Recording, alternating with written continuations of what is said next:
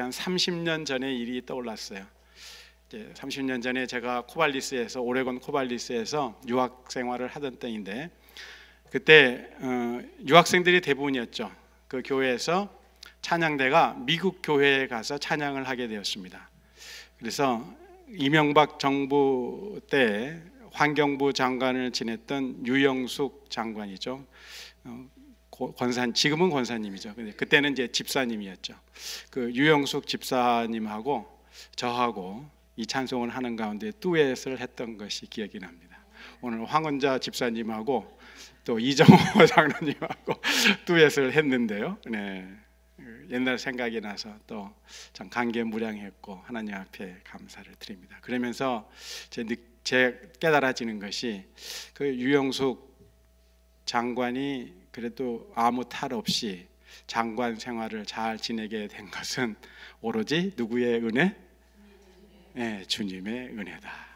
주님이 계신 곳 평화의 동산 찬양했던 그때 일을 기억하면서 참 우리 주님은 성실하신 분이시다. 한번 약속하신 것은 꼭 이루시는 주님이시다 생각을 합니다. 우리 예수님께서 이렇게 말씀하신 적이 있죠. 너희의 아버지는 오직 한 분 누구시다? 하나님이시다. 성도인 우리들에게 아버지는 오직 한 분 하나님이십니다. 자, 그렇다면 우리 성도들에게 어머니는 누구일까요? 아버지는 하나님이라면 어머니는? 여러 가지 대답이 있을 수가 있겠는데 성도의 어머니는 교회라고 말하는 사람이 있었고 또 많은 사람들이 거기에 동의합니다. 주후 3세기 아프리카의 카르타고라는 곳이 있습니다. 지금의 튀니지 그곳에 지중해 연안의 도시인데요. 아주 유명한 곳입니다. 이 카르타고의 감독이었고 또 신학자였던 키프리아라는 사람이 있었습니다. 이 키프리아는 부유한 가정에 태어났고 40살이 되었을 적에 예수님을 영접하고 개종을 했습니다. 그런데 이 키프리안이 감독이 되고 또 교회 핍박이 많이 있었습니다. 로마 제국에 의해서 어려운 그 시절을 보내면서 이분이 이런 말을 했습니다. 교회를 어머니처럼 섬기지 않으면 하나님을 아버지로서 모실 수 없다. 저는 이제 이렇게 번역한 것이죠. 저는 이렇게 번역을 했어요. 우리에게 어머니로서 교회가 없다면 아버지로서 하나님도 없다. 영어로 하면은 Without the church as mother, one cannot have God as father. 그래서 어떤 책에 보니까 이걸 이렇게 번역을 했어요. 교회를 어머니처럼 섬기지 않으면 하나님을 아버지로서 모실 수가 없다. 그러니까 우리에게 아버지가 하나님이시라면 우리에게 어머니는 교회다. 그래서 영적 아버지 하나님, 영적 어머니는 교회다. 그리고 이 스피리안이 또 이런 말도 했습니다. 교회를 떠나서는 구원이 없다. 교회 밖에는 구원이 없다. Outside of the church, there is no salvation. 이 키프리아라는 사람이 이 신학자요 또 교회 감독이었던 이 사람이 우리 구원에 있어 교회를 이렇게 강조를 했어요. 마치 노아의 방주 안에 있었던 사람만이, 그렇죠? 방주 안에 있었던 사람만이 구원을 받았듯이 교회 안에 있어야지만이 구원을 받을 수가 있다. 그래서 교회 밖에는 outside of the church there is no salvation. 그렇습니다. 성도들은 교회에서 영의 양식을 먹으며 말씀으로 양육받고 훈련받고 또 힘들 때 서로 위로와 격려를 주고받으며 우리가 하늘나라 백성으로 성장해 갑니다. 그러므로 우리 믿는 자들의 신앙이 건강하게 자라고 풍성한 열매를 맺거나 혹은 잘 자라지 못해 어려움을 겪는 것은 어떤 교회에 다니는가에 달려 있다고 말해도 과언이 아닙니다. 저도 이렇게 이민자의 삶을 살아보면서 미국에서 쭉 살아보면서 교회가 힘들고 어려지고 분쟁이 생기면요, 잘 믿는 교인들의 가정도 자기들도 모르게 불안하고 분쟁하고 다투고 싸워요. 교회 올 때는 웃으면서 왔는데 교회에 분쟁이 있고 어려움이 있으니까 집에 갈 때는 부부끼리 또 싸우는 거예요. 그런데 교회가 평안하고 참 안정이 돼 있고 즐거우면 싸워서 오다가도 싸우고 오다가도 갈 때는 해피하게 가요. 그러니까 이 믿는 자들에게 교회가 얼마나 중요한 것인가 우리가 경험을 통해서 잘 압니다. 휴스턴 영락 장로교회를 통해 우리의 믿음과 소망과 사랑이 풍성한 열매를 맺기를 원하며 또 성삼위 하나님이 함께 하시며 또한 우리와 같이 역사하심을 체험하는 우리 영락교회 믿음의 공동체가 되기를 원합니다. 주님이 우리를 도와주십니다.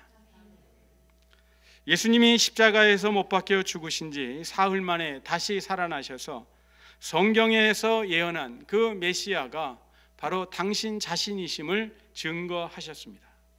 부활하신 예수님은 40일 동안 이 땅에 계시면서 하나님의 나라를 제자들에게 가르쳐 주셨어요. 하나님 나라에 관한 가르침을 받은 제자들은 부활하신 예수님께서 이제 무언가 새로운 일을 펼치시리라는 기대감에 부풀었어요. 그들의 기대는 이스라엘의 회복이었습니다. 이 당시에는 이스라엘이 로마 제국의 식민지였잖아요. 그래서 예수님께 묻습니다. 이스라엘 나라를 회복하심이 이때이니까. 제자들은 예수님이 이스라엘 나라를 회복하사 그 옛날 부귀와 영화를 누렸던 다윗의 영광 그 시대를 다시 이루실 메시아로 잔뜩 기대했습니다. 그러나 예수님은 제자들의 기대와는 거리가 먼 말씀을 하십니다. 때와 시기는 너희가 알 바가 아니다. It's not your business. 이 말이죠. 종종 괴팍스러운 질문을 하는 사람들이 있습니다. 정말 알고 싶어 물어보는 사람도 있지만 또 상대방을 골탕 먹이려고 묻는 사람들도 종종 있어요. 교회 다니는 사람들 중에도 성경이 침묵하고 있는 내용에 대해 묻기 좋아하는 사람들이 종종 있습니다. 한 성도가 성경 공부하다가 존 켈빈이라는 사람에게 물었습니다. 우리 장로교인들은 존 켈빈 다 아시죠? 어떻게 물었냐면은, 선생님, 하나님은 천지를 창조하시기 전에 무엇을 하셨나요? 저는 이것이 궁금해서 견딜 수가 없습니다. 하나님이 천지를 창조하시기 전에는 무엇을 하셨을까? 그 질문을 받고 존 켈빈이 대답합니다. 그런 잘못된 호기심을 가진 사람들을 위해 하나님은 지옥을 마련해 두셨습니다.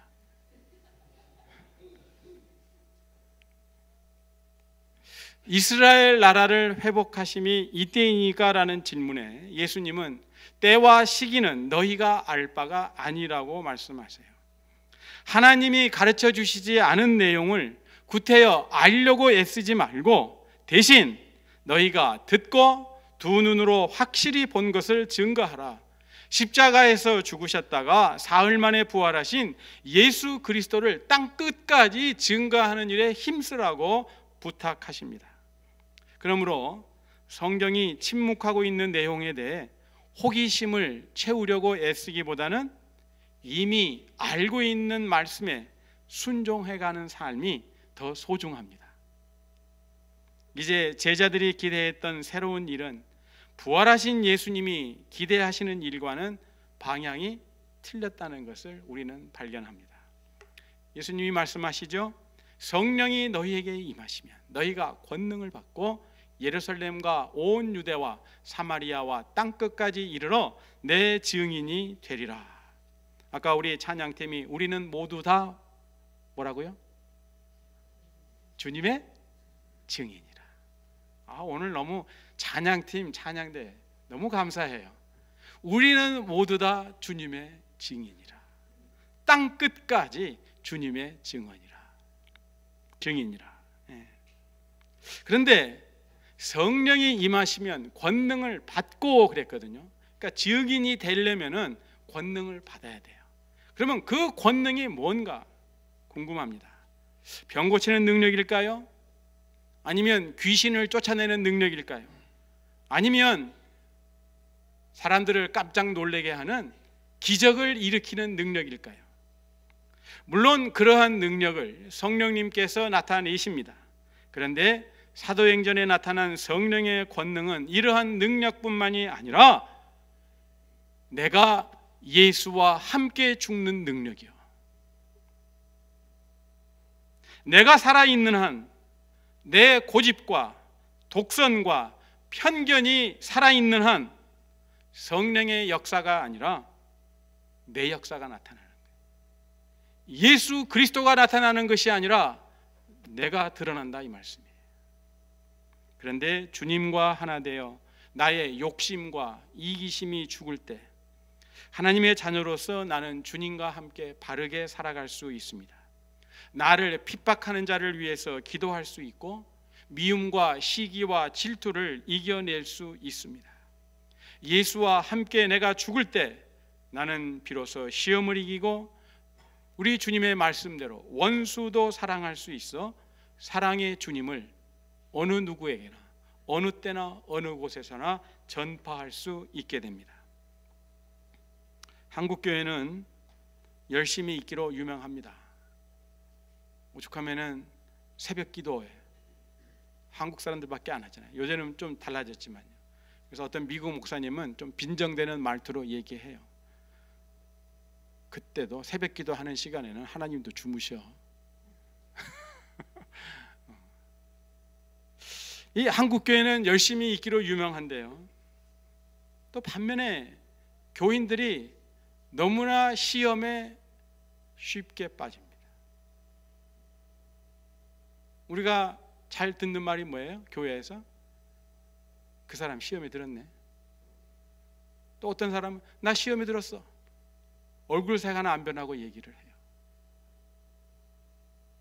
어떤 분은 아침에 시험 들었다가 점심에 또 시험 들고 잠들기 전에 한 번 더 시험에 든다고 합니다. 우리가 너무 쉽게 얘기를 하는데, 이제는 우리가 그만큼 예수님을 믿었으면, 그만큼 신앙의 연륜이 있으면 시험을 이길 수 있을까요? 없을까요? 이길 만한 연륜이 되지 않았나요?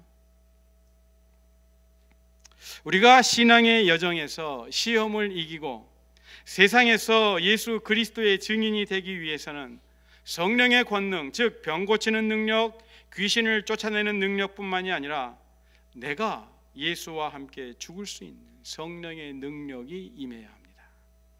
예수님은 그 성령의 능력을 약속해 주셨어요.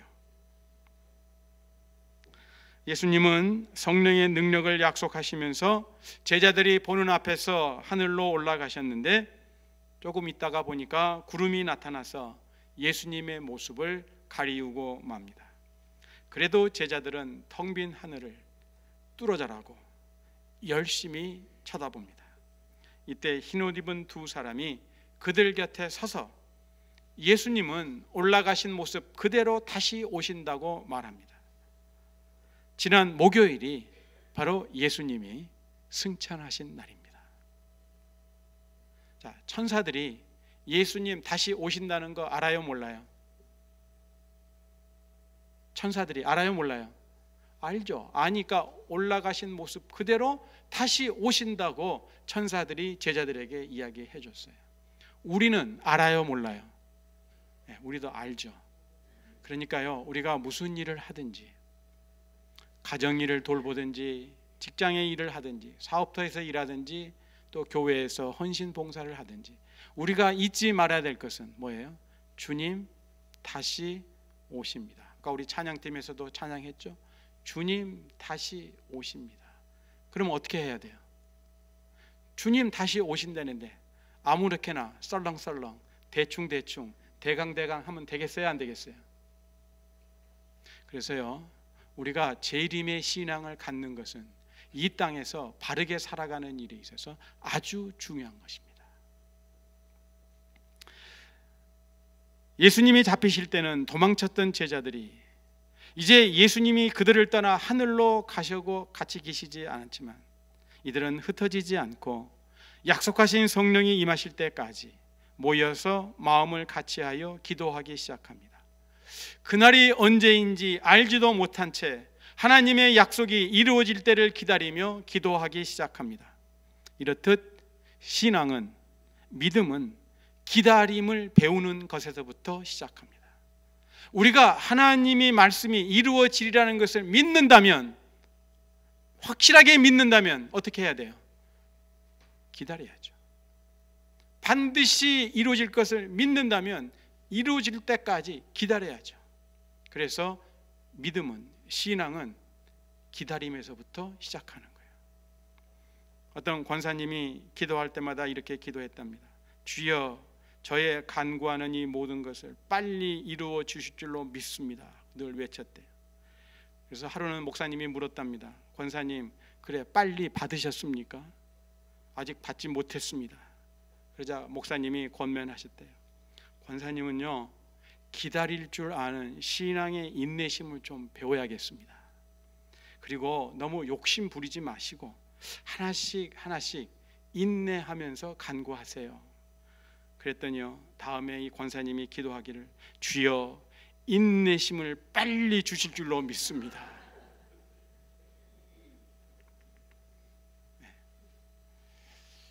할 수 없나 봐요, 한국 사람은. 하나님의 약속이 있으면 성도들은 인내함으로 기다립니다. 그래서 오늘 말씀 보니까 제자들도 기다리면서 기도해요.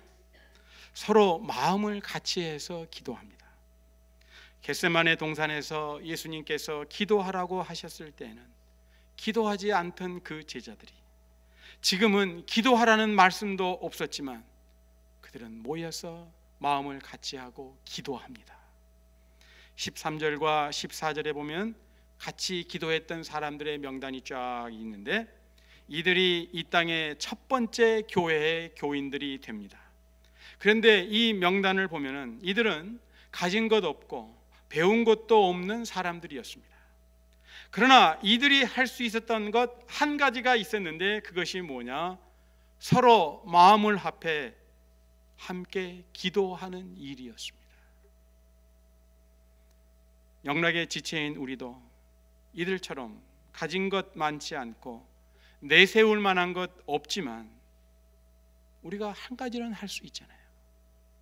뭐요? 마음을 같이 해서 기도할 수는 있잖아요. 돈이 듭니까? 그렇지요. 무너진 기도의 재단을 다시 쌓고 기도의 능력을 간구합시다. 다시 오실 주님을 기다리는 교회는 이처럼 마음을 같이하여 기도함으로 시작이 되었습니다. 우리도 첫 번째 교회의 교인이 된 이들을 본받아 기도하자고요. 특별히 6월 한 달 우리 열심히 기도합니다. 진정 영락교회가 새롭게 되기를 원하며 주님을 증거하는 교회, 그래서 구원의 말씀을 듣고자 갈급한 심령들이 몰려드는 교회, 참된 부흥이 일어나는 교회가 되려면 우리가 먼저 마음을 같이해 기도해야 합니다. 앞으로 주일마다 대표 기도하시는 장로님들 꼭 교회 부흥을 위해서 기도하시기를 부탁드립니다. 몰려오는 이들을 맞이하려면 우리가 준비가 되어야 하는데, 그 준비가 마음을 같이해 드리는 기도입니다. 그래서 우리가 겸손하고 온유한 심령으로 변해야 돼요. 이들 명단을 보면 베드로의 이름이 맨 처음에 있습니다. 그렇다고 베드로가 목에 힘을 주었나요? 그리고 맨 마지막에 있는 이름이 뭐예요? 유다입니다. 야고보의 아들 유다. 근데 자기 이름이 맨 마지막에 있다고 유다가 자기 앞에 거론된 다른 사도들을 시기하고 질투했나요? 우리는 이들 첫 번째 교회 교인들로부터 배웁니다. 절대로 교회에서 서로 시기하고 질투해서는 안 돼요. 나를 맨 마지막으로 취급했다고 속상할 일도 아니에요. 또 내 이름이 맨 먼저 있다고 의시될 일도 아닙니다. 첫 번째 교회의 교인들처럼 우리들도 더불어 마음을 늘 같이 기도하며 서로를 인정하고 세워주어야 합니다. 휴스턴 영락 장로교회가 이렇게 하면 주님께서 사람들을 영락교회에 보내주십니다. 그들도 와서 보고 주님이 이들과 함께 하는구나 보고 예수 그리스도를 믿게 됩니다. 예수님은 이 땅에 남겨놓은 것 없이 하늘로 올라가셨습니다. 예수님이 남겨놓은 것이 있다면, 이 땅에 남겨놓은 것이 있다면 서서 하늘을 쳐다보고 있는 초라한 갈릴리 사람 몇 명뿐이었습니다. 이런 이야기가 있습니다. 부활하시어 승천하신 예수님을 하늘나라에서 영접하던 한 천사가 예수님의 손과 발에 있는 못자국을 보면서 예수님께 말합니다. 주님은 저 아래에서 저들을 위해 혹심한 고통을 당하셨음이 틀림없습니다. 그랬지. 그러자 천사가 묻습니다. 그들을 위해 주님이 하신 일이 무엇인지 저들이 제대로 다 깨달았을까요? 예수님의 대답이 너 아니야. 아직은 그들이 잘 몰라. 아마 서너 명이나 깨달았을까? 그러자 예수님의 대답을 듣고 천사가 깜짝 놀라면서 예수님께 묻습니다. 아니 그러면 그들이 다 깨달을 수 있도록 예수님 무슨 대책이라도 세워 놓으셨습니까? 예수님의 대답입니다.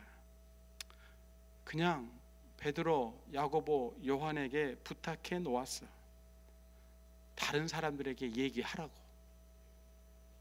그러면 그 사람들이 또 다른 사람들에게, 그 다른 사람들이 또 다른 사람들에게, 그렇게 해서 점점 널리 퍼져나갈 거야. 그러자 베드로와 야고보와 요한의 사람 됨됨이를 잘 알고 있는 천사가 아주 믿지 못하겠다는 표정으로 조심스레 예수님께 묻습니다. 그런데 예수님, 만약 베드로, 야고보, 요한이 주님의 부탁을 잊어버리면 어떻게 하시렵니까? 다른 사람에게 말하는 것을 그들이 두려워하면 어떻게 하실 거예요? 아니, 그들이 전했다 하더라도 세월이 흘러 21세기가 되었을 때 21세기 사람들이 주님의 사랑 전하는 것을 잊어버리거나 소홀히 하면 어떻게 하시려고요? 주님은 다른 대책을 세워 놓으셨나요? 예수님은 천사를 보면서 대답하십니다. 아니, 그들 외에는 다른 대책이 없지.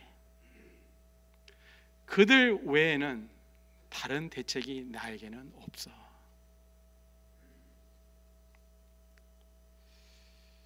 그렇습니다. 이 땅에 제자들만 남기고 하늘로 가신 예수님께 교회 외에는 다른 대책이 없습니다. 그런데 그 첫 번째 교회의 교인들이 예수님의 기대를 저버렸습니까? 아니죠. 사도행전의 첫 번째 교회의 교인들은 천사의 염려가 헛되었다는 것을 증거했습니다. 오히려 이들은 세상을 변화시켰습니다. 우리가 기억해야 할 것은 지금도 21세기를 살아가는 지금도 교회 외에는 주님께는 다른 대책이 없다는 것입니다. 바로 휴스턴 영락 장로교회가 이 땅에서 주님을 증거하기 위한 주님의 대책입니다. 예수 그리스도의 죽음과 부활 그리고 승천과 다시 오심을 증거하는 사명을 감당하라고 주님은 이곳에 영락교회를 오래전에 세워주셨고 우리를 이 교회로 불러주셨고 오늘에까지 이르렀습니다. 그러므로 다른 대책 없이 오직 우리만 믿고 맡겨놓으신 일, 예수를 증거하는 일에 우리 휴스턴 영락 장로교회가 힘써야 됨은 너무나 마땅한 일입니다. 그러므로 내 사랑하는 영락의 지체들이여, 우리가 모든 일에 마음을 같이하여 기도에 힘쓰자고요. 교회에 나와서 기도하고 아니면 있는 곳에서 시간을 따로 내어 기도하십시다. 그리고 성령의 권능을 입어 우리의 입술의 말과 삶의 모습과 행실로 우리 예수님을 우리 주위에 늘 전하자고요. 그리고 서로 위로하고 격려하며 세워주는 하나님의 사랑이 넘치는 교회, 건강하고 아름답게 성장하는 교회, 잠자는 영혼이 깨어나고 죽어가는 영혼이 예수님 앞으로 나오는 교회로 세워져 가기를 계속해서 기도하자고요. 성령의 권능이 나타나는 하나님의 역사를 체험하며 우리를 위해 죽으셨다가 부활하시고 승천하신 예수 그리스도, 장차 다시 구름 타고 오실 예수 그리스도의 증인으로서 이 땅에서 주님의 기대를 이루어가는 교회가 되어서 우리 심령에 늘 기쁨과 생명이 넘치는, 그리고 또한 그러한 날들이 우리에게 임하기를 기도하자고요. 기도하겠습니다.